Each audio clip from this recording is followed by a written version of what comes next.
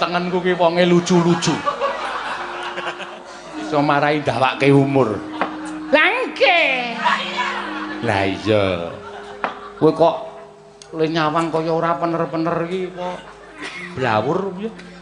Radi mboten cetha. Oh, ya syukur. Lah ngopo? Ajeng nambahke mripat kula niki.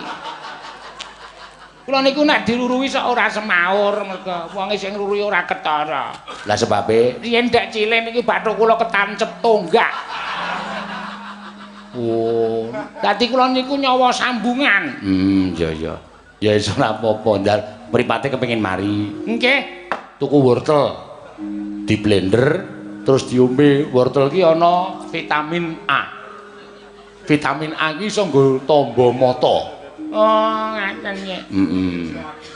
Sedinten ping pinten? Ping 3 esuk awan sore, 4 kilo sak ombenan. Niku nambani mata napa ajeng mencret? Kowe dikandani ngeyel wis ana nggih bali kono RC-ne diselah kono. RC kaya plangkringan bebek ana dienggo ngalor ngidul. Ngatresnan kula kok nggih ampun ngados mekaten penemban wong sing numbaske bensin nggih nyok pencenengan. Lah iya wis kono. Kono bali kono. Nggih. Wortel. Nggih ngestaken dawuh wortel. Nggih, heeh. Bali. Ngestaken dawuh. Nyuwun pamit. Ya, wis kono. Nuku wortel di blender. Terus diombe. Ngagem mendhok, Mbak. Ora sanggo ndhok. Rasa melu-melu sik Jumar mau. Ae tambane Jumar beda karo tambahmu. Oh nggih, ngestaken dawuh.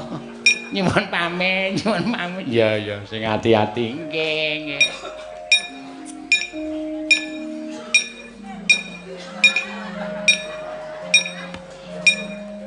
Kula nuwun penemban.